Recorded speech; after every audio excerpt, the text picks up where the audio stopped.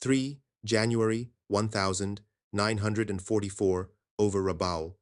The harbor still half hidden under morning haze.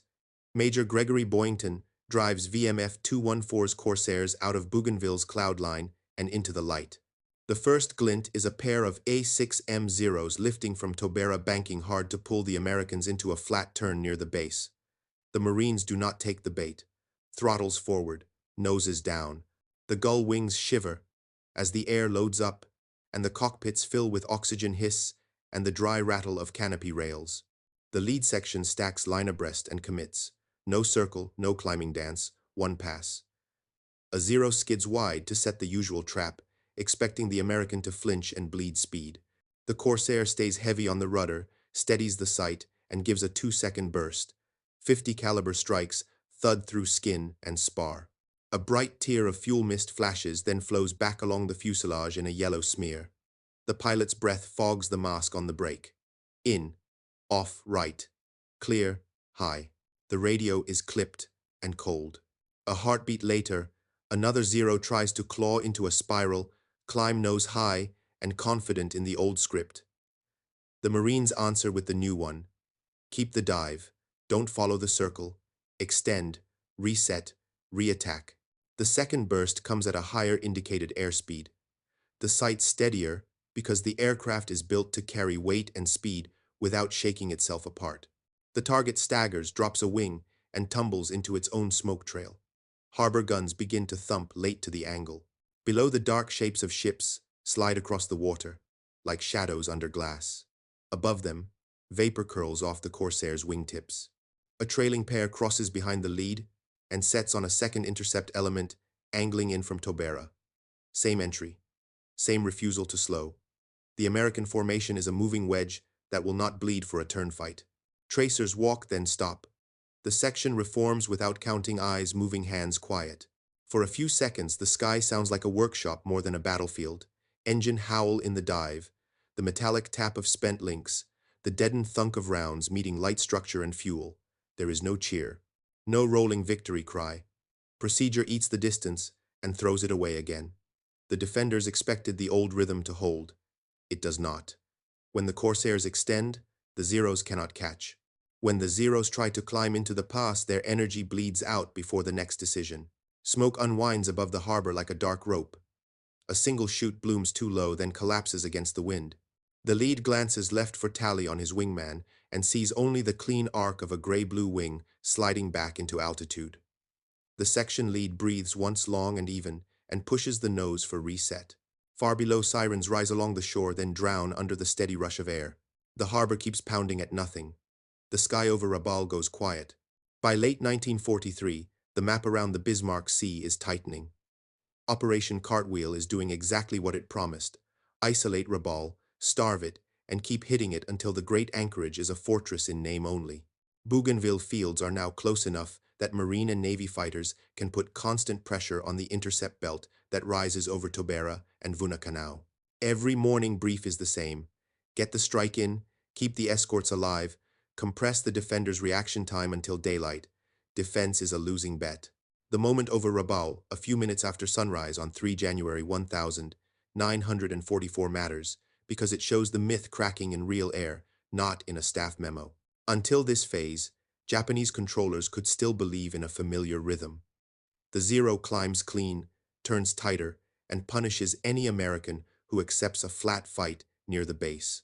Home field radials, short climb, quick merge, trap the target into shedding speed, where the A6M lives. Over months, that script killed crews and kept pressure on Allied planning. What changes as Corsair squadrons settle into Bougainville is not a single new gadget, but the acceptance of a different fight. The F4U brings speed in the dive, stability at high indicated airspeed, a hard roll when loaded up, and the blunt survivability of armor and self-sealing tanks. Those attributes only matter if pilots refuse the sentimental duel. The Marines turn it into a checklist: dive, hit once, extend, reset, repeat. No circling, no bleeding energy for pride. Where the Zero needs you to stay, the Corsair refuses to stay. Order of battle around the harbor makes the stakes obvious. Rabaul's daylight shield draws from 253rd Kokutai at Tobera, reinforced by other land-based Zero elements, rotating to keep numbers on the board. Pilots are a mix of veterans who know the old dance, and younger men with fewer hours forced into heavy work against escorts that now arrive with altitude and a plan. From Bougainville and New Georgia, Marine Corsair squadrons push sweeps and close escort interleaving with Navy fighter detachments when mass is required. On 3 January, Major Gregory Boyington leads a large sweep, the kind whose first minute decides whether bombers get a clean run or whether the water lights up with survivors. The names and tail codes matter less than the logic. Both sides are asked to obey under pressure. The strategic wager sits just behind the gun sights. If the Zero can still dictate the engagement geometry within sight of the harbor, Allied raids will keep bleeding, and Cartwheel's calendar will slip. If the Corsair's energy fight becomes muscle memory across sections, the intercept window shrinks until daylight defense is a cost without payoff. That is why the implacable clipped radio language matters. Procedure spreads. When a section leader calls in off right clear high, he is pushing a habit that can be trained, scaled, and handed to fresh pilots. Japanese defenders can husband veterans move patrol lines and try to bait a turn, but they cannot change the fact that every second spent trying to force a circle gives the Corsair more chances to dive through, shoot once, and be gone before. The next decision. Material reality underwrites the psychology. The Corsair can take punishment that a Zero cannot.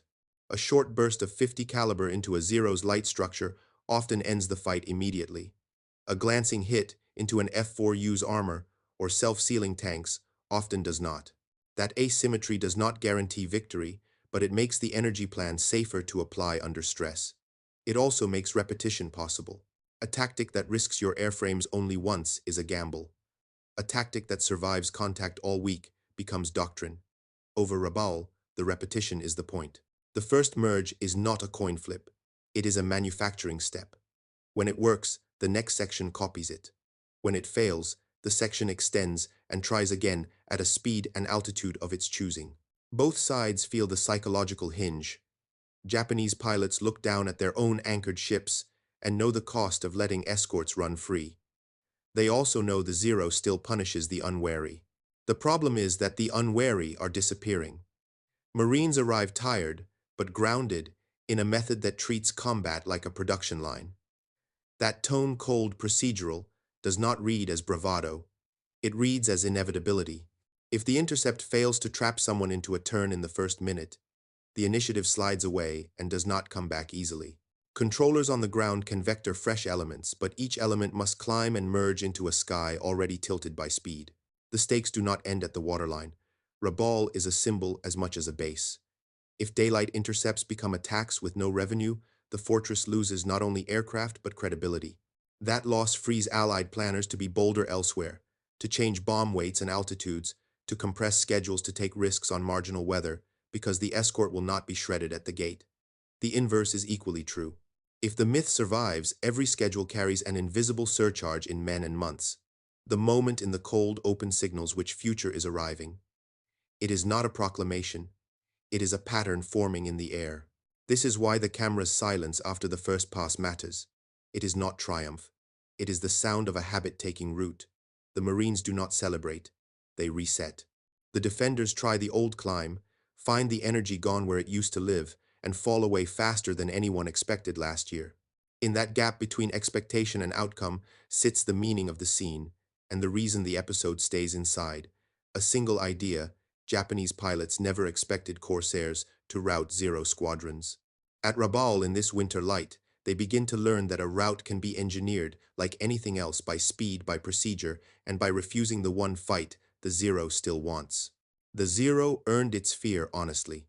Over Rabaul, it rose fast from Tobera, and Vunakanau gathered in 2s and 4s, and pulled enemies into the old geometry that had worked since the early Solomons.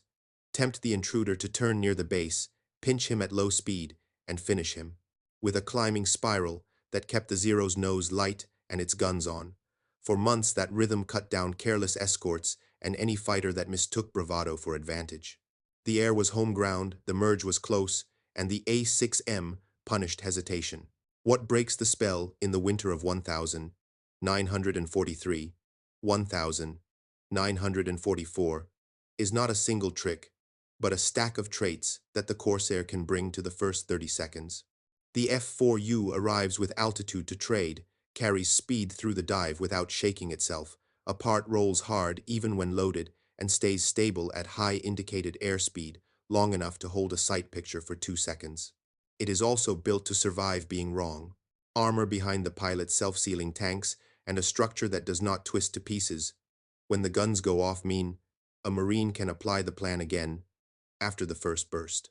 The Zero has virtues that win knife fights. The Corsair has virtues that make the knife fight unnecessary. Translate the paper to the cockpit. At the moment, the section leader calls the entry, the pilot's world narrows to a gun sight and a set of numbers. The dive begins above 300 knots. The instrument glass buzzes and the stick grows heavy, but the sight stays where the eye wants it. The lead aims for crossing angles that last a heartbeat and refuses to yank into a flat circle when the defender jiggles its tail to bait the turn. The guns speak for 2 seconds, not 6.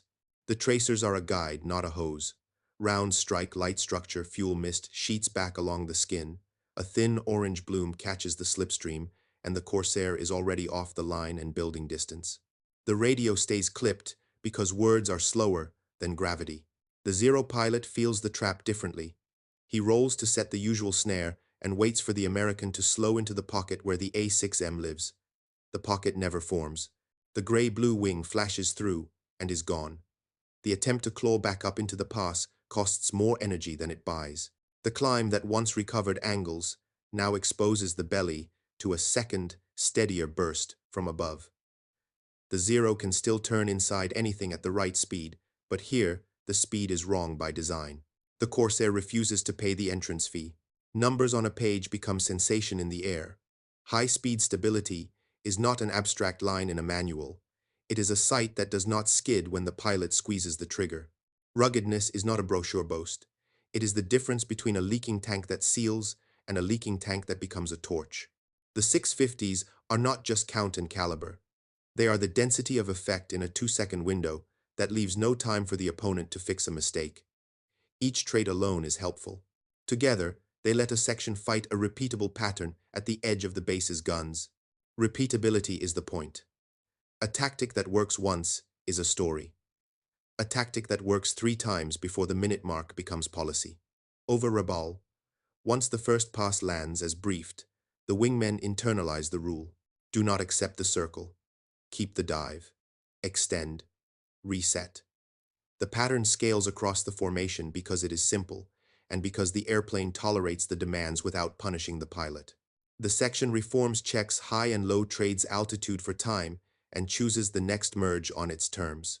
The defenders scramble in fresh pairs, but each pair inherits worse energy than the last, and must ask the same losing question: can the American be trapped into bleeding speed at home altitude? The answer, more often than not in this window, is no. The Zero still kills anyone who wanders into its house. If a Corsair loses discipline, if a section splits, and a pilot tries to prove a point, with a flat turn over Tobera, the old script returns with brutal speed. That risk keeps the Marine radio terse, and the hands conservative. The procedure is not bravado. It is humility, made into habit. When the leader says off right, the wingman does not chase a smoking target across the harbor mouth. He rebuilds the variables that matter: height, speed, spacing. The victory is not a flame. The victory is the reset.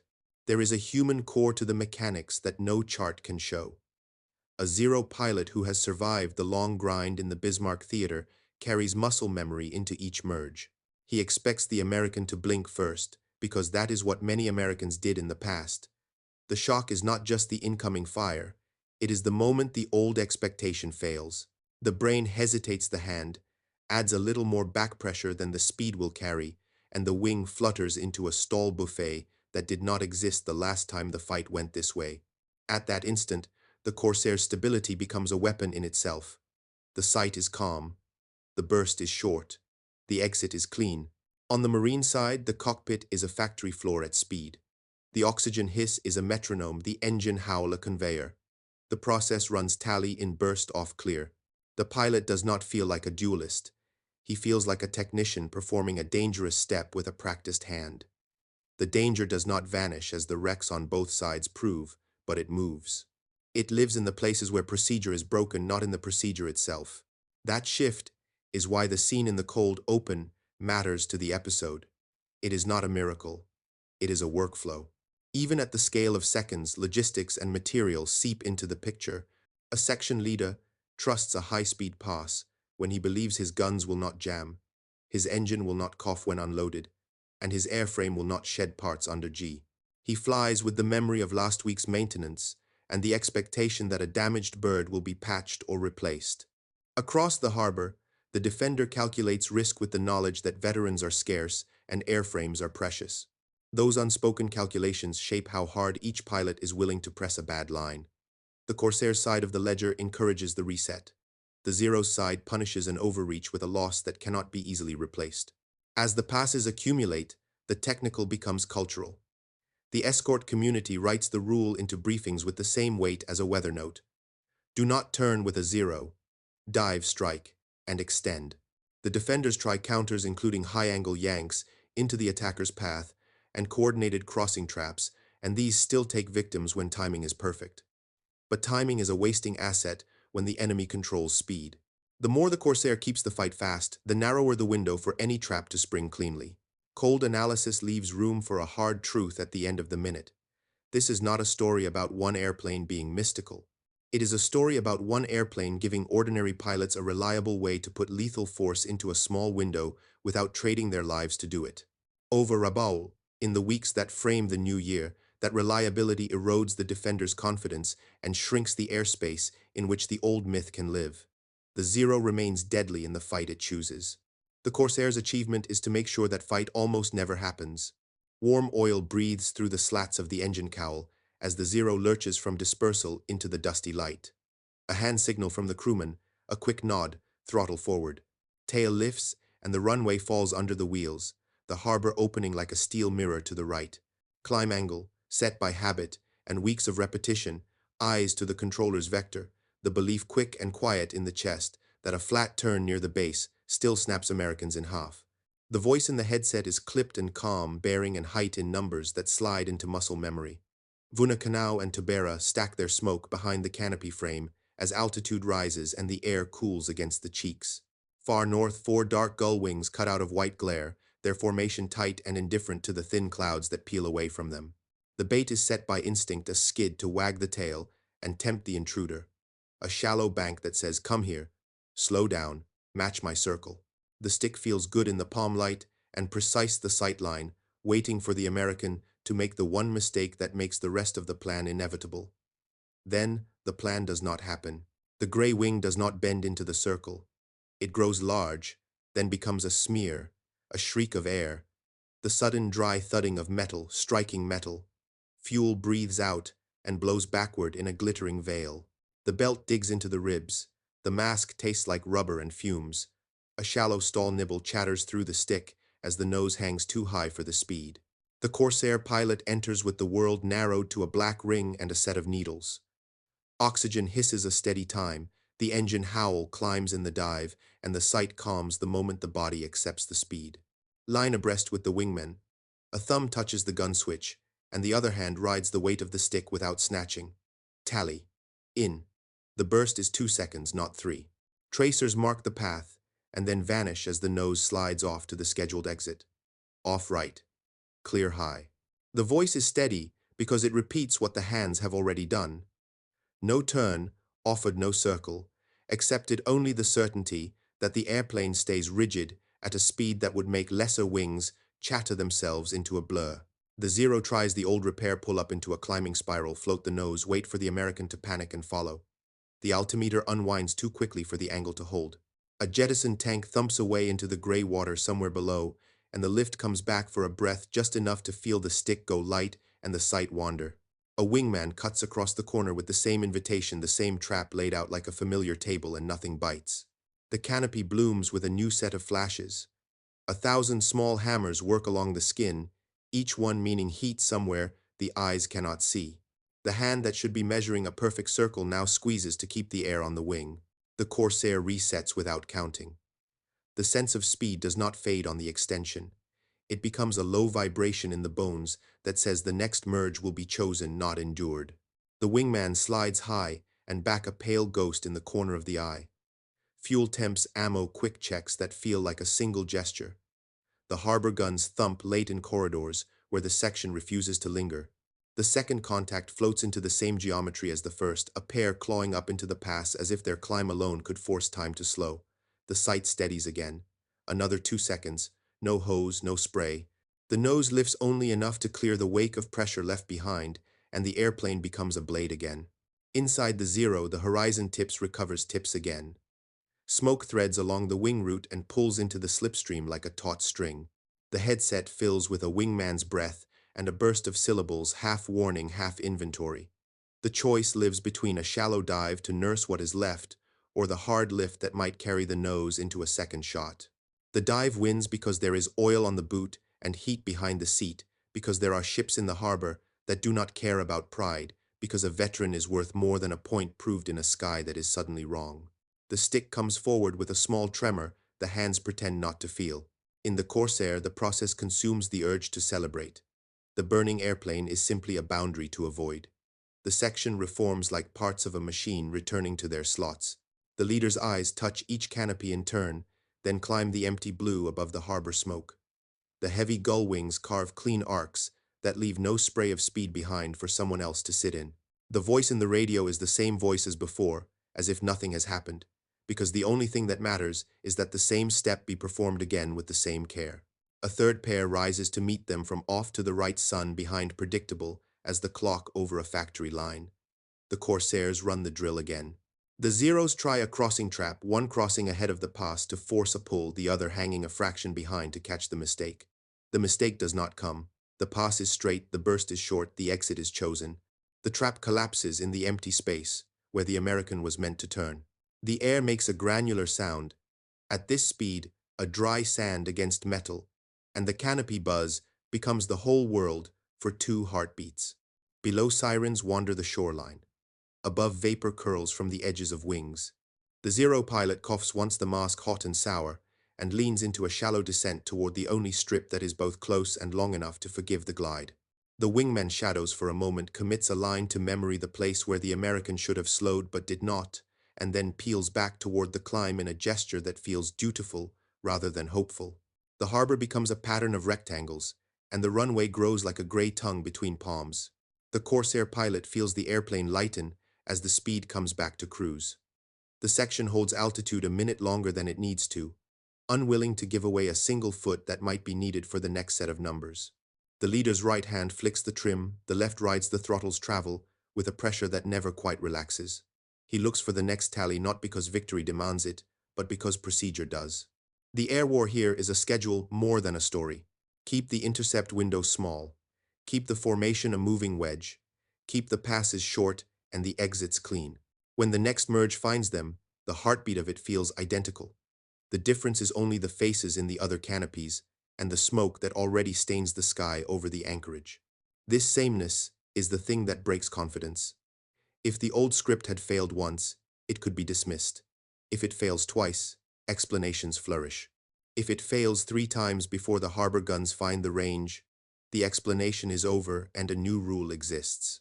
The Zero is still lethal where the air is slow and close. The Corsair's unforgiving courtesy is to never allow the air to be slow and close. On final back to Tobera, the damaged Zero tastes dust and heat, the pilot's legs shaking as if the vibration belonged to them and not to the airframe. The nose floats, settles, floats again, and then the wheels hammer the strip into focus. The cockpit fills with the smell of burned paint and the low, angry hum of metal cooling too fast. A crew truck turns its square shadow toward the aircraft even before it stops moving. The pilot sits a moment with his hands on his thighs and tries to remember where the circle went. Far above the harbor, the Corsair section climbs until the radio confirms the next pair is set to take the next run. The leader gives a last quick scan, finds the glint of another friendly pair, sliding in on schedule, and tips a wing to hand them a clean entry. The oxygen hiss returns to being just a background noise. The engine's pitch smooths a fraction. The sky for a heartbeat holds nothing but silence and the thin white scars of the passes already made. Then, the next call comes bearing height angle, and the hands move before the mouth can answer. The staff problem is defined in simple terms: Daylight strikes live or die in the first minute inside Rabaul's belt. If escorts survive that minute with altitude and cohesion, the rest of the mission becomes arithmetic. If they are drawn into flat turns near the base, the Zero still punishes them. The solution is to convert escort from duel to procedure and make it scale across squadrons, days, and weather. The tool is the Corsair, but the result depends on decisions that standardize how it is flown.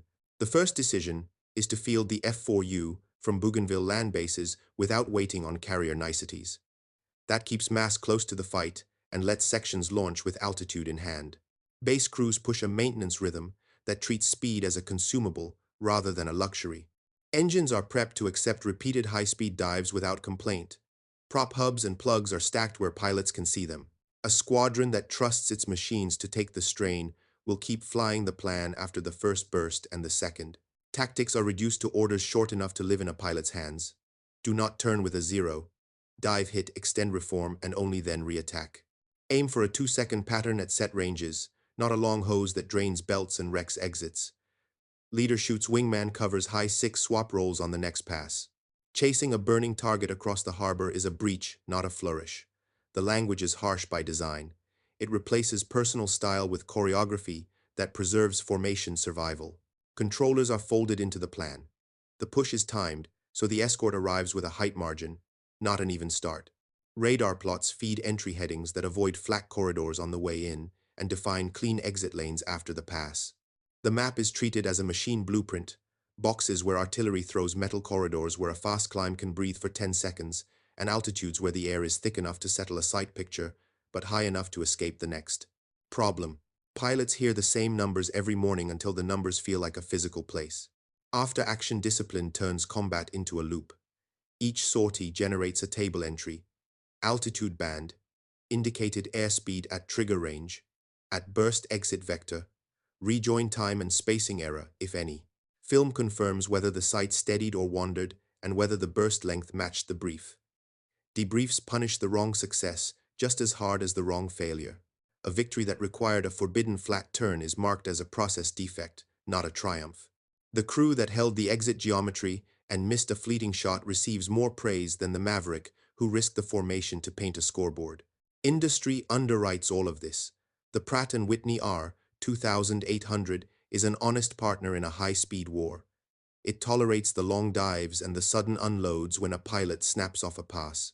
Self-sealing tanks and armor make small mistakes survivable, allowing pilots to reset rather than die inside their first error. Depots at Bougainville patch wings, swap engines, and return airframes to the line fast enough that section rosters remain full. This flow changes pilot behavior. A flyer who believes he will have a machine tomorrow is more likely to fly the patient plan today. The squadron that knows a damaged bird will be swapped instead of cannibalized keeps its spacing and refuses the desperate turn. Training and replacement pipelines matter in the background. New pilots arrive with instrument hours and gunnery basics sufficient to slot into a section and obey a simple set of rules.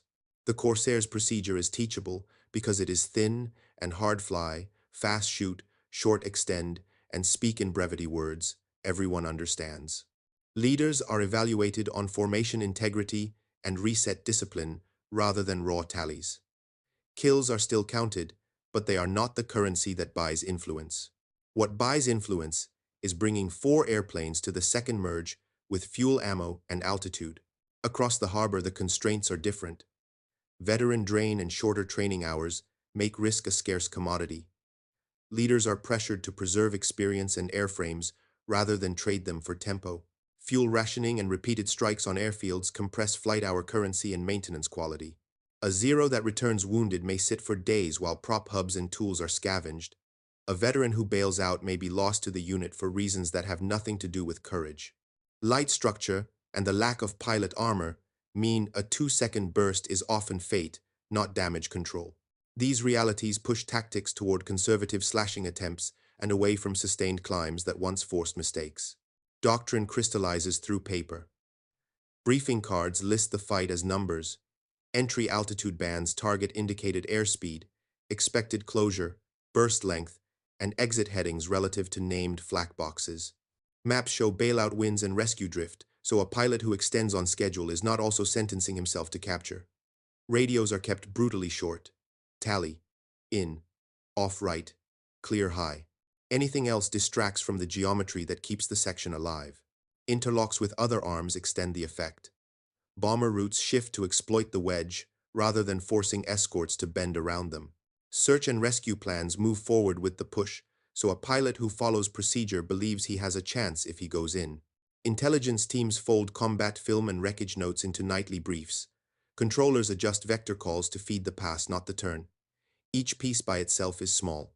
Together, they form a culture in which consistency beats individual flair. Measured effects appear quickly. First-minute escort losses over Rabaul decline as sections maintain altitude margins and refuse to trade speed for pride. Zero units shorten their daytime engagements, attempt more one-pass yanks, and avoid spirals that expose their bellies to the next high-speed entry. Controllers conserve veterans for late windows, and even those windows produce fewer decisive traps. Strike packages penetrate with higher survival and with timing accurate enough to stress the base more than the base can stress them. The duty cycle begins to flip.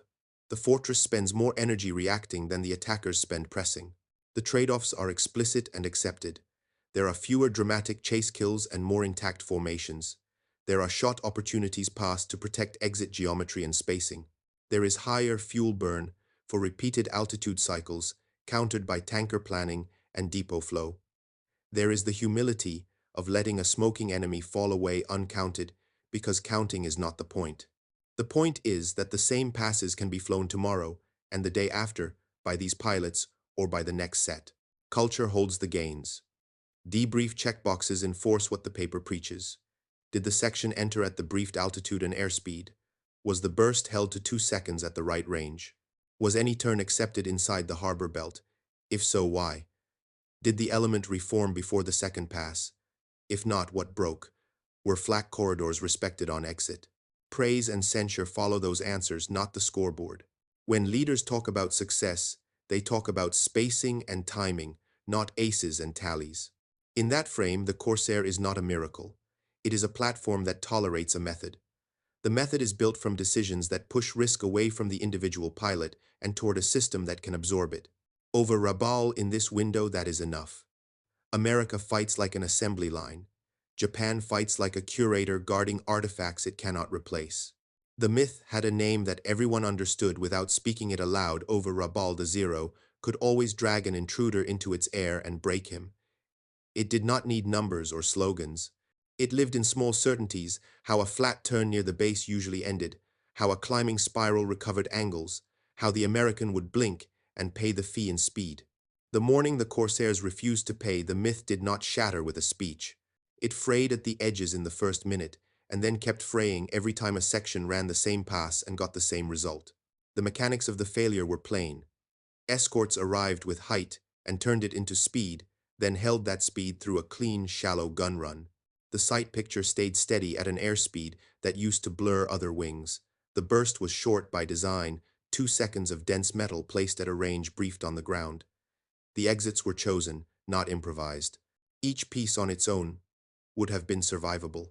All three together stripped the defender of the one thing that made the geometry his control of time. When the attacker can buy and spend time with speed, the trap that depends on the other man lingering stops catching anything. Recognition came first in the cockpits. A zero-element leader rolled, baited, and waited for the American to step into the same pocket that had worked last month. The pocket never formed. The American did not slow, the angles did not arrive, and the attempt to pull up into the pass produced a stall nibble instead of a shot. That second of confusion where the hands remembered an answer and the air no longer accepted it was the hinge. On the other side of the hinge, the Corsair's sight was calm and the exit corridor was empty. Recognition then spread through paper. Section debriefs recorded the same numbers after every sweep entry. Altitude band indicated airspeed at trigger, burst length, exit heading, rejoin time. The tables showed that when escorts stayed inside the brief, the first minute shifted from gamble to habit.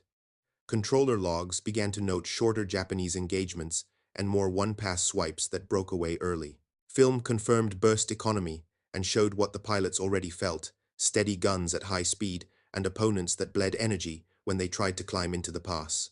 The briefing language hardened accordingly. Do not turn with A6M. Dive hit, extend. Reform before the second pass. The rule had existed before. Now it was no longer advice, but law. Behavior changed in days, not months. Japanese elements still rose on time, still tried to find the corner that would force a circle, but they left earlier guarded veterans more tightly and saved fuel for later windows. The long, patient spirals that once bent an escort's will gave way to quick slashes that accepted fewer chances. On the Allied side, the escorts moved from hoping to survive the gate to planning around the speed advantage. Bombers adjusted timing to the wedge rather than the other way around. Search and rescue stepped forward to match the push, and the act of refusing a turn became so routine that chasing a burner felt like a breach of discipline rather than proof of courage. The collapse of the myth did not make the Zero harmless. It sharpened the lines of where it still ruled. At slow speed and low height in the wrong corner of the sky, an incautious Corsair still paid immediately. The difference lay in how rarely those corners formed once procedure governed the merge. The factory tone inside the escort squadron's tally-in off clear made the fight repeatable by ordinary pilots, which is what myths cannot withstand. A legendary edge that depends on the enemy's vanity is brittle when the enemy replaces vanity with a checklist. Material facts pressed the lesson in deeper. The Corsair's structure let pilots make mistakes and live long enough to fly the brief again. The Zero's lightness turned small errors into flames. Maintenance cycles on Bougainville kept serviceability high enough to rotate sections without thinning the sky. Rabaul's shortages made each veteran and each intact airframe a decision point. Those asymmetries were not dramatic in any single pass, but they shaped the risk calculus behind every choice. One side could afford to keep running the system. The other side could not afford to lose people trying to force the old script onto a new speed. There was no ceremony to mark the inflection. It felt like a change in background noise. Harbor guns still thumped, sirens still drifted along the shoreline, smoke still wrote black ropes in the wind. But the pauses lengthened between successful traps.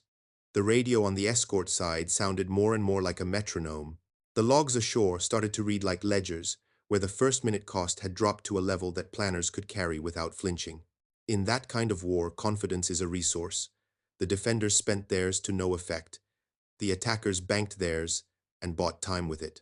Arguments persisted for a while in ready rooms and messes. Some said the Corsair was simply better. Others said the pilots had improved. The paperwork answered by omission. It did not care which part deserved credit. It recorded that when altitude and speed were treated as cash, and when the burst was kept short and the exits were kept clean, the outcome in the first minute stopped being uncertain. That was the only measure that mattered to men who had to plan tomorrow's strike, while today's fuel was still being tallied. The ruin of a myth is usually loud. Here, it was quiet. It sounded like a pilot, refusing to speak any word that was not on the brevity card. It looked like a section reforming with 4 canopies counted and noses already rising for the next entry. It read like a single line in a controller's log intercept window reduced. It ended in a sentence too cold to argue with. The Zero did not stop being dangerous. It stopped deciding who lived through the merge. The day after the sweep, the harbor looks unchanged from altitude, but the rhythm under the haze is not the same. Escorts that used to arrive braced for a coin flip now move like a schedule. Sections keep their height, refuse the turn, and survive the first minute with the calm of men who know exactly what their hands will do. When the merge breaks clean and the exits are chosen instead of improvised, the strike behind them holds timing and weight. Bomb bays open where they are supposed to open. The fortress spends fuel and fighters to raise the same defenses as yesterday and sees less return for the expense. Controller logs begin to write the change in numbers. Intercept windows that once stretched into long knots shorten into thin slashes. Zeros rise, swipe, and break away early, leaving gaps that the next pair tries to cover with the same one-pass grab. The long climbing spirals over the harbor, the ones that used to grind escorts into slow, fatal circles, appear less often, not because they stopped working in theory, but because they stopped working at the speed the Americans now fly on. Purpose. The gap between theory and speed is where plans go to die. On the ground at Bougainville, the evidence stacks in quiet piles. Film frames show 2-second patterns at high airspeed and exits that hit briefed headings with metronomic regularity. Maintenance tallies show patched skins and swapped engines returning to line in a rhythm the pilots can feel even if they never see the paperwork. Debriefs flatten every story into the same table entry band, indicated airspeed range at burst exit vector rejoin time. The few lines that show a forbidden turn carry more weight than an extra tally. Leaders do not argue the point. The culture has shifted from counting victories to protecting the process that guarantees tomorrow's merge. Across the water at Rabaul, the culture shifts too, in a narrower, harsher way.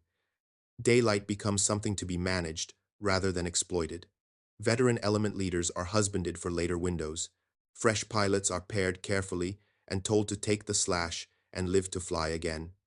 Traps that once promised a sure kill now look like trades the base cannot afford. The Zero remains deadly where the air is slow and close. The problem is that the escorts no longer let the air become slow and close, except by mistake. That single shift turns deterrence into a burden. Each veteran pilot, each intact airframe, becomes something to protect rather than a tool to spend. Strike planners read the mood and compress schedules on good weather days. If escorts keep arriving at the second and third merges with fuel and ammo in hand, there is no reason to leave breathing room between raids. Routes bend to exploit the escort wedge instead of forcing the wedge to bend around bombers. Search and rescue creeps forward to match, extend, and reset exits, trimming the personal risk that used to lure a hot pilot into chasing a burning target across the harbor. The whole machine tightens. The fortress feels larger and heavier, but everything that makes it massive also slows it down. The air still kills men the instant it is misread. A single impulsive turn at the wrong height will erase a seasoned Corsair without ceremony.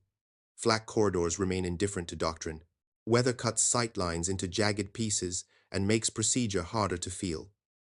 Yet even these dangers are less decisive than they were a month ago because they no longer combine with an enemy myth that dictated the merge. Fear on the American side has turned into a checklist.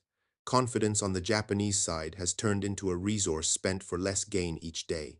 If the energy fight had been standard 3 months earlier, would daylight deterrence at Rabaul have collapsed before the heaviest November raids, or did base density veteran pools and weather make this timing inevitable no matter who learned faster? The question hangs in ready rooms that do not have time to argue. There is always a next strike to brief a next belt, to load a next map to mark with wins and flak. The only certainty carried from the cockpit to the planning table is that survival in the first minute can now be purchased with speed and discipline rather than borrowed from luck. Soon the fight leaves the fortress and goes to sea.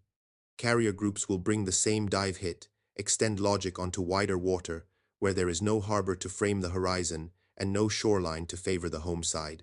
The F6F and F4U procedures are already converging like tracks on a blueprint. What worked over Rabaul will be tested along routes where the ocean offers nothing to hide behind but clouds and the clock.